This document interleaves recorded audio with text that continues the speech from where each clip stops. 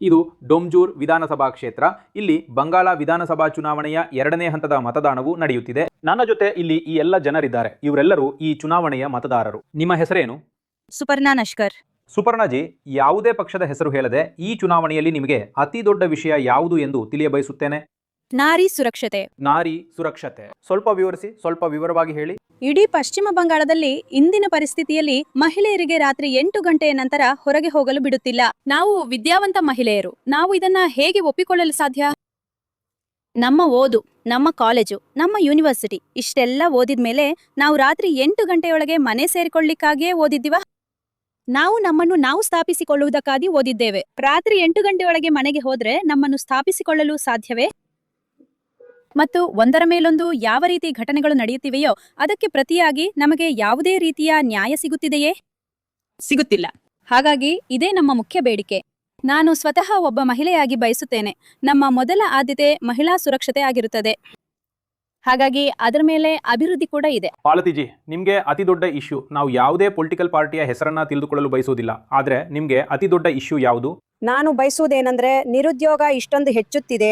ಈ ಹೆಣ್ಣು ಮಕ್ಕಳು ಇಷ್ಟೆಲ್ಲ ಓದಿಕೊಂಡು, ಗಂಡು ಮಕ್ಕಳು ಓದಿಕೊಂಡು ಮನೆಯಲ್ಲಿ ನಿರುದ್ಯೋಗಿಗಳಾಗಿದ್ದಾರೆ. ಅವರಿಗಾಗಿ ಸ್ವಲ್ಪವಾದರೂ ಕೆಲಸ ಕಾರ್ಯ ಆಗುವುದಕ್ಕೋಸ್ಕರ ಅಭಿವೃದ್ಧಿ ಆಗಲಿ ಅಂತ ಇದನ್ನೇ ಬಯಸುತ್ತಿದ್ದೇನೆ. ನನಗೆ ನನ್ನನ್ನು ಜಸ್ಟ್ ಸಾಬೀತುಪಡಿಸಿಕೊಳ್ಳುವ ನಾನು ಅರ್ಹಳು ಎನ್ನುವ ಅವಕಾಶವೇ ಬರಲಿಲ್ಲ. ನಾನು ಕ್ವಾಲಿಫೈಡ್ ಆಗಿ ಮನೆಯಲ್ಲಿ ಕುಳಿತಿದ್ದೇನೆ. ಹೌದಾ?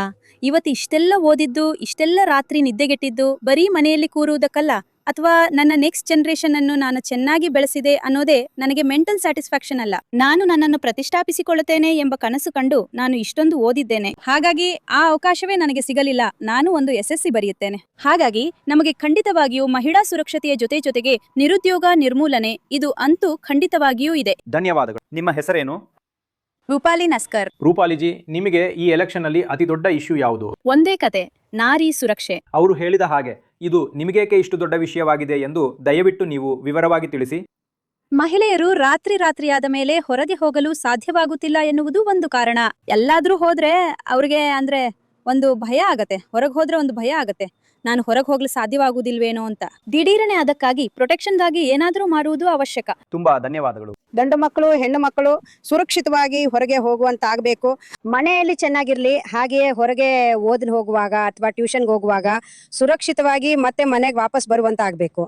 ನಾವು ಬಯಸುವುದು ಇದನ್ನೇ. ಹಾಗಾಗಿ ಇಲ್ಲಿ ಡೊಂಜೂರ್ನಲ್ಲಿರುವ ಈ ಮಹಿಳೆಯರಿಂದ ಭದ್ರತೆ, ಮಹಿಳಾ ಭದ್ರತೆ ಮತ್ತು ಉದ್ಯೋಗಗಳ ಕುರಿತು ಬಹಳ ಪ್ರಬಲವಾದ ದನಿಗಳು ಕೇಳಿಬಂದಿವೆ.